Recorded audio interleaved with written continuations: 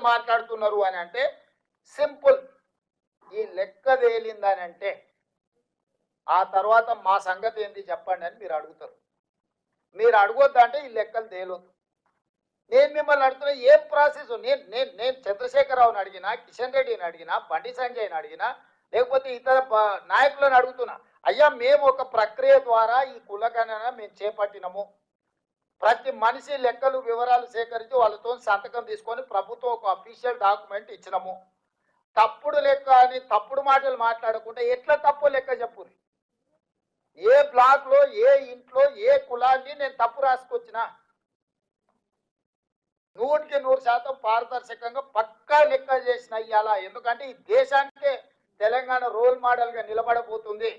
ఇవాళ ఇన్నేళ్ళైనా మండల్ కమిషన్ ని ఆయన ఎప్పుడో బీహార్ కు ముఖ్యమంత్రి ఉండే ఆనాడు 79లో మండల్ కమిషన్ ఈ రోజుకి ఆయన పేరు. మండల్ కమిషన్ అంటే ఒక వ్యక్తి పేరు. ఎందుకు ఈ రోజు వరకు మీరు మనందరం ఎవ్వరూ మాట్లాడినా మండల్ కమిషన్ మండల్ పేరు తీసుకుంటున్నాం అంటే చరిత్రలో నిలిచిపోయే ఒక గొప్ప చారిత్రాత్మక సాహసోపేతమైన నిర్ణయము. ఈరోజు రాహుల్ గాంధీ ఆదేశాల మేరకు మీరందరూ ఎన్నిక చేసి మీరందరూ అవకాశం ఇచ్చారు. తెలంగాణ రాష్ట్రానికి నేను ముఖ్యమంత్రి అయినా. తెలంగాణ రాష్ట్రానికి ముఖ్యమంత్రి అవడం అనేది ఆషామాషి విషయం కాదు. నా జీవితంలో ఈ లెక్క చేస్తే రేపు భారతదేశంలో ఎవరైనా ఆనాడు తెలంగాణ రాష్ట్రంలో రేవంత్ రెడ్డి ముఖ్యమంత్రిగా ఉన్నప్పుడు బలైన వర్గాల లెక్క పక్కా తెలిసిండు. అది నరేంద్ర మోడీ రాహుల్ గాంధీ గారా లేకపోతే నేను ఇంకోరా చెప్పట్లేదు. ఎవరైనా ఈ దేశంలో ఒక నివేదిక గురించి చర్చించాలంటే తెలంగాణ రాష్ట్రం గురించి రేవంత్ రెడ్డి గురించి మాట్లాడాల్సిందే. ఇది చరిత్రలో నిలిచిపోయే చారిత్రాత్మకమైన సందర్భము.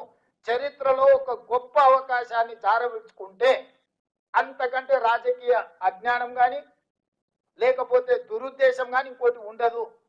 నేను రాజకీయ అజ్ఞానంతో లేను.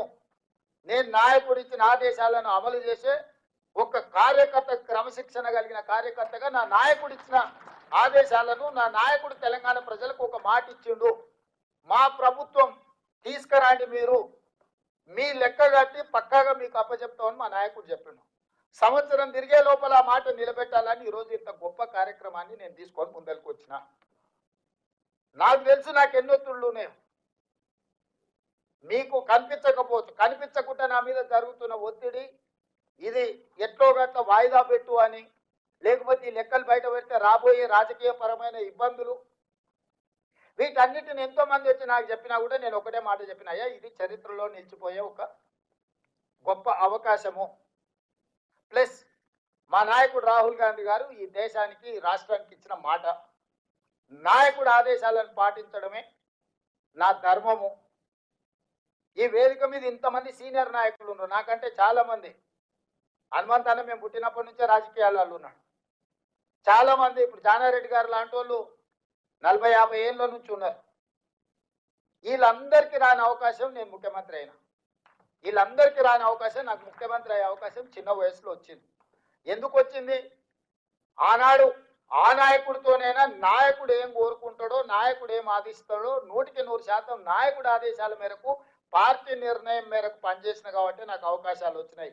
ఈనాడు కూడా కాంగ్రెస్ పార్టీ మన నాయకుడు రాహుల్ గాంధీ గారు 100% ఇది అద్భుతంగా చెయ్యాలని వారు కోరుకుంటున్నారు. రాహుల్ గాంధీ దేశం ప్రజల ముందు ఈ విషయంలో ఒక మాట ఇచ్చిండు.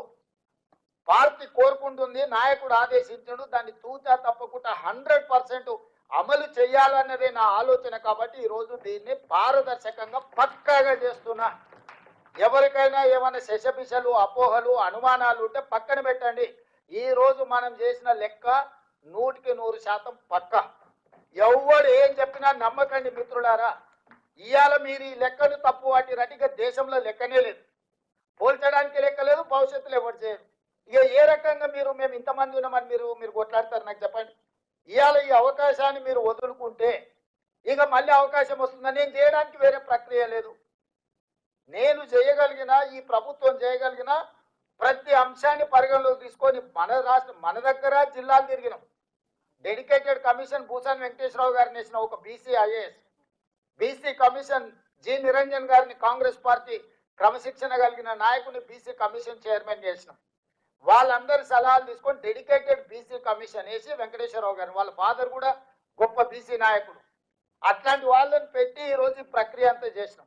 అన్ని నియోజకవర్గాలలో అధికారులు పర్యటించారు, అన్ని జిల్లాలలో పర్యటించారు, బీసీ కమిషన్లు పర్యటించారు, డెడికేటెడ్ కమిషన్ పర్యటించింది, మా మంత్రివర్గ ఉపసంఘం పర్యవేక్షించింది, మా డిప్యూటీ సీఎం గారు పర్యవేక్షించారు. 12 సార్లు నేనే స్వయంగా పర్యవేక్షించి చీఫ్ సెక్రటరీ నుంచి మొత్తం వ్యవస్థలంతా ఇందులో భాగస్వాములను చేసి 50 రోజులు చంద్రశేఖరరావు 12 గంటలలో కాకి లెక్కలు చేస్తే పక్కడిబందిగా 50 రోజులు లక్షలాది మంది అధికారులను నేను ఇందులో ఉపయోగించి నేను లెక్క చేసిన.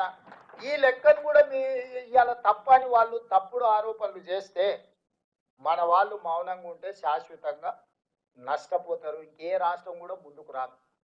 ఇవాళ ఈ రాష్ట్రంలో లెక్క పక్కా తెలిస్తే మిగతా రాష్ట్రాలలో మిగతా ముఖ్యమంత్రులందరికీ కూడా విధి లేని పరిస్థితి వస్తుంది. మోడీ గారు కూడా చెయ్యక తప్పని పరిస్థితి కల్పించాలి. అందుకే రాహుల్ గాంధీ గారు మన పార్లమెంట్లో లోక్సభలో బడ్జెట్ సమావేశాల సందర్భంగా మాట్లాడిండు. ఆ తర్వాత బీహార్లో మాట్లాడిండు.